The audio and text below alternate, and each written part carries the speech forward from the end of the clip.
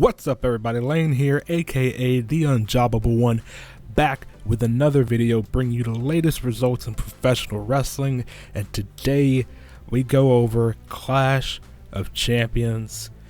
And to be honest with you guys, it was a good show. It was a good show in terms of in-ring performance.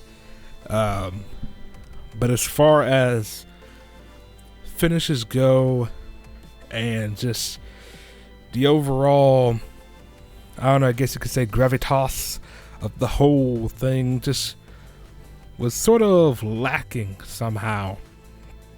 I can definitely tell you that Backlash was the definite better show than Clash of Champions, but we are going to go right into it. Let me know your thoughts about the show down below. Make sure to give a thumbs up on this video if you do enjoy. Make sure to follow me on Twitter, where I do live tweet during Raw, SmackDown, sometimes NXT, and every pay-per-view.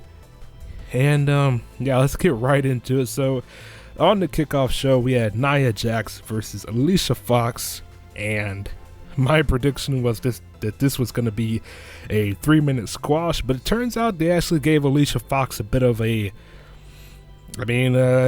showing here. She had some offense against Nia. The match was about, I don't know, I want to say almost 10 minutes. Almost, may have been like 8 minutes or something like that. I'm not sure. You know, it was a decent enough match for what it was. Nia is still a little green in the ring, and Alicia has just never really been too good. But Nia Jax went over, of course, and that was that. And next we had the WWE Raw Tag Team Championships. The New Day versus Luke Gallows and Carl Anderson. Luke Gallows and Carl Anderson came out, and I thought they were going to just squash the New Day. It was rapid fire. It was pretty intense open.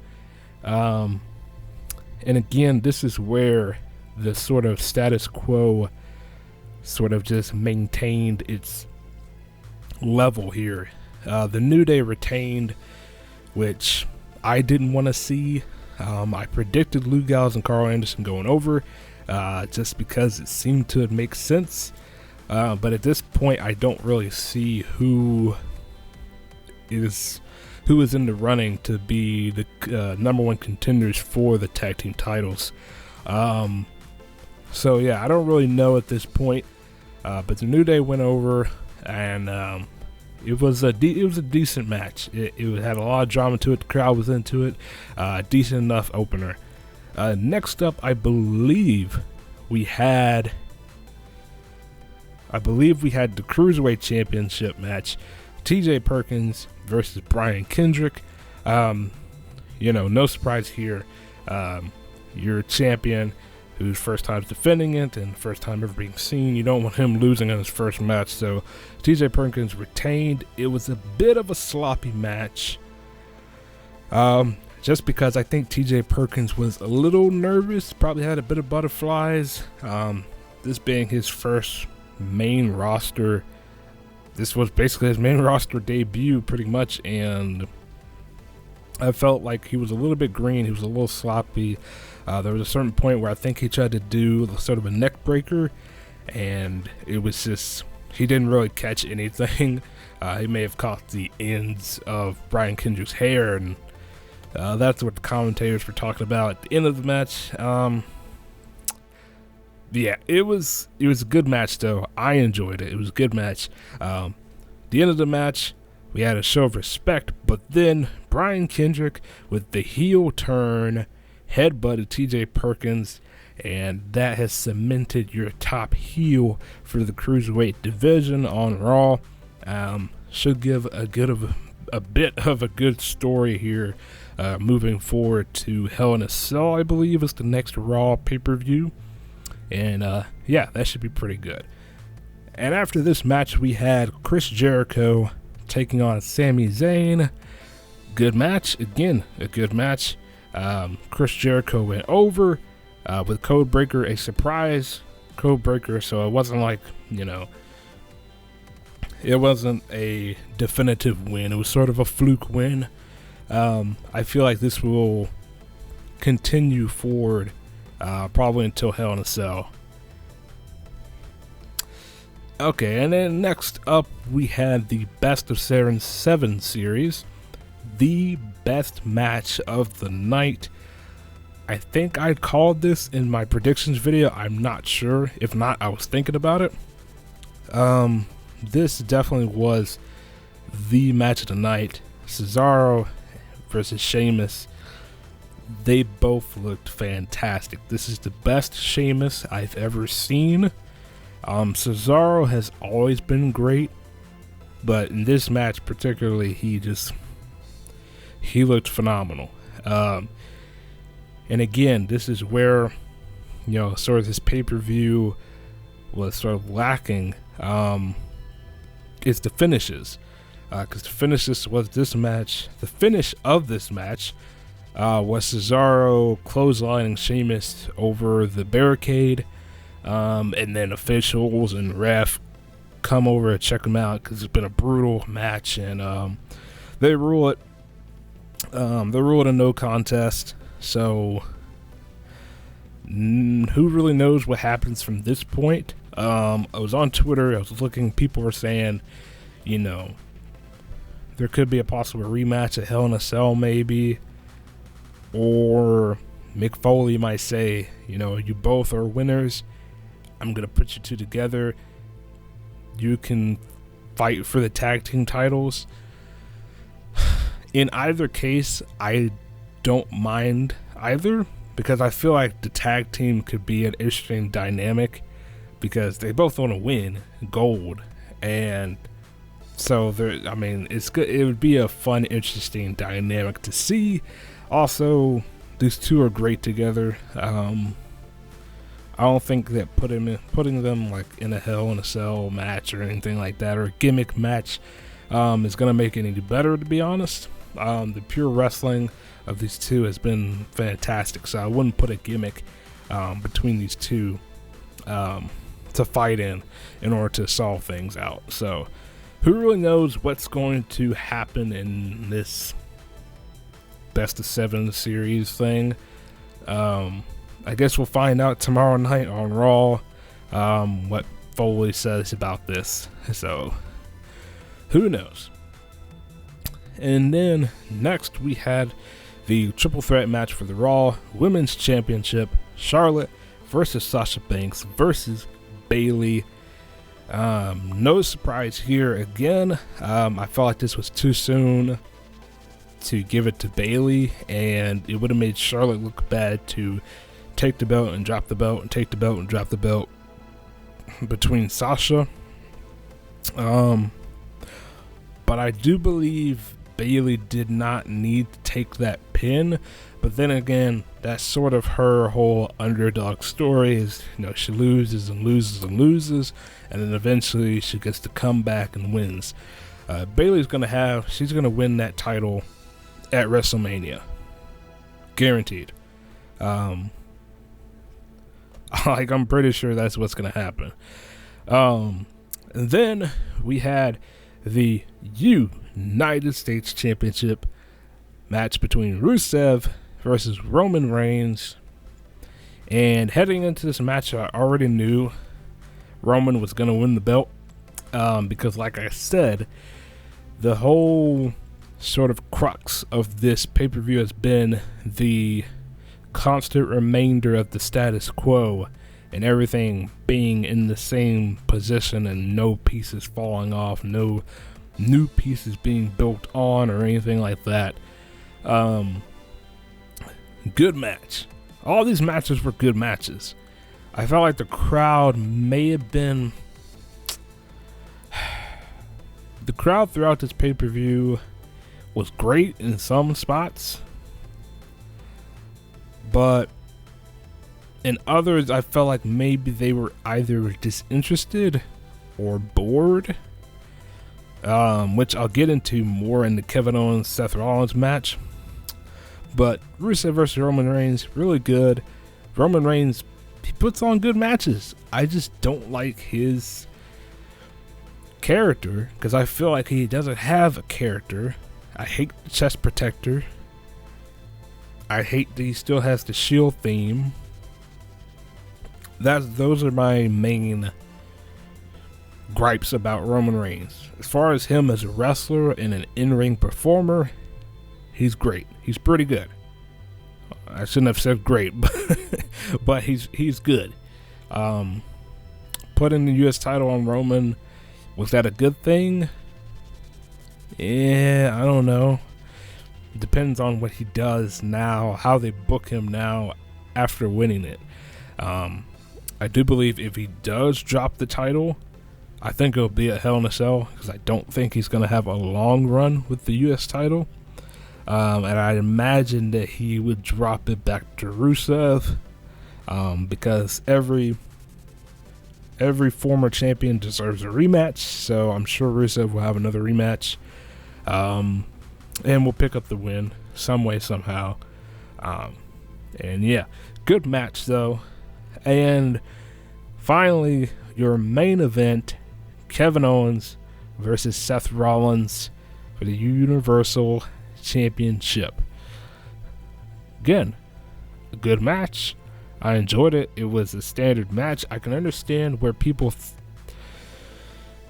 could say this match was boring, because to be honest, there were some parts that I felt were kind of dragging out, but I mainly thought that they were holding back a lot, because I do think they're gonna have another match, and I don't think they wanted to pull out everything just yet.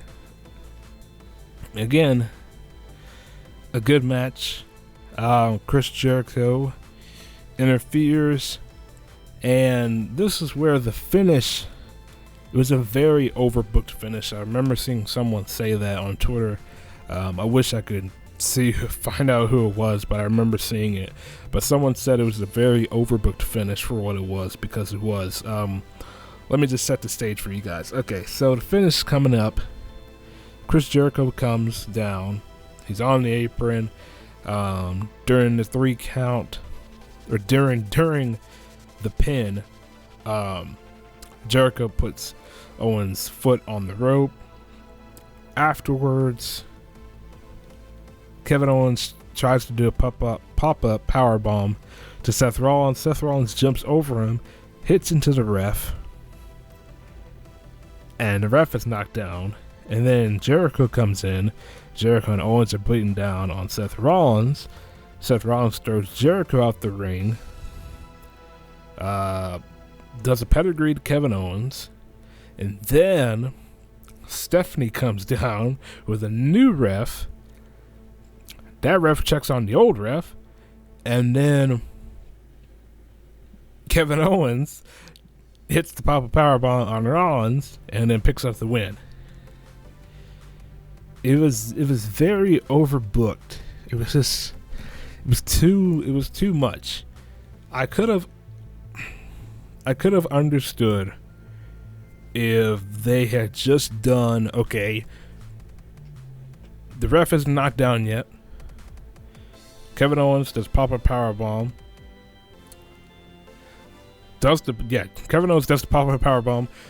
Seth Rollins jumps up, hits the ref down. Chris Jericho comes down right after that, rather than before it. He comes down after it, hits the code breaker, and then Kevin Owens picks up the win.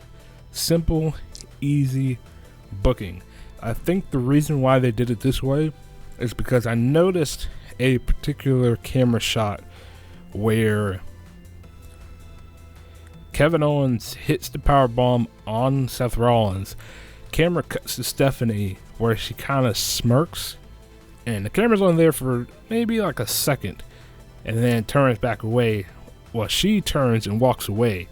So I felt like this finish wasn't more so catered to Owens and Rollins. It's more so it was catered towards Rollins and Stephanie's situation.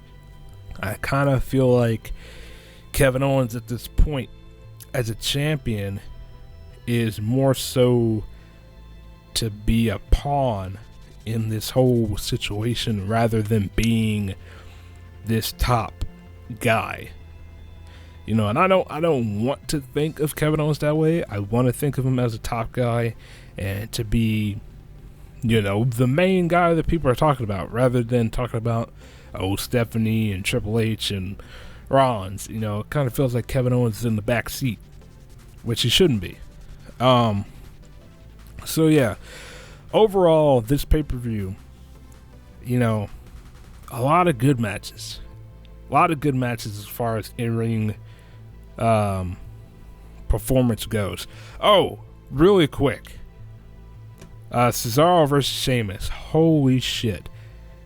When Cesaro did that suicide dive out the fucking ring and landed on his fucking head and neck, I nearly had a heart attack. I thought he may have died.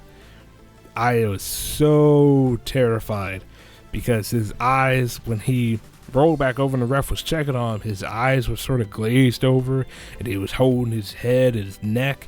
And I was just like, oh God, please don't let him be hurt and have a broken neck or something. Because holy shit, it was insane. Absolutely insane. I can't believe I almost forgot to mention that. But yeah, overall, this was a good pay-per-view as far as in-ring performance goes, in-ring wrestling goes. As far as finishes, you know, there weren't a whole lot of decent finishes. I mean, Cesaro versus Sheamus, no contest. Chris Jericho, the Sami Zayn, a fluke win. Charlotte versus Sasha versus Bayley ended with a big boot. I mean, is that Charlotte's new finisher now, or what? Or is it just Bayley is susceptible to a big boot? I don't get it. No, Rusev versus Roman Reigns, again, was sort of a fluke. Roman Reigns got the spear out of nowhere, to be honest. And again, Kevin Owens, Seth Rollins, the interferences, the different refs coming in, everything just didn't have decisive finishes. At that, there weren't any title changes except for the U.S. title. I think going into this pay-per-view, a lot of people expected the tag team titles to switch hands and for the U.S. title to switch hands. And maybe even the women's championship. Who knows? But I think more than anything, people expected to see more than just one title change and more decisive finishes, because Backlash had decisive finishes. As far as I can remember, every match had a decisive finish, putting someone over in a terrific manner, terrific fashion, however you want to say it. So overall, maybe one gorilla thumb up and a half. I can't really give it two. I'd be hard pressed to give it two. Probably just one gorilla thumb up and, you know, a fist bump or something. I don't know. To put it in simpler terms, 6.5 out of 10, 7 out of 10. 7.5 out of 10. 7.5 out of 10. I feel like is a fair assessment and rating of this show. So yeah, if you guys enjoyed the show or if you had any other thoughts about the show, let me know in the comments below. Again, follow me on Twitter. I live tweet during Raw, SmackDown, sometimes NXT, and pay-per-views. And yeah, I have a wrestling podcast. I review Monday Night Raw and I review SmackDown. Usually it's about between 30 minutes to an hour a show. It's just me, myself, and I just go through it, talking about it, doing random things, and yeah, that's just how it goes. And yeah, with all that being said, guys, if you did enjoy, make sure to like that, like that. What the fuck was I saying? make sure to leave a like, leave all your comments down below, subscribe if you haven't already. And with all that being said, I hope y'all have a gorgeous day, a safe day, and I will see you all in the next video.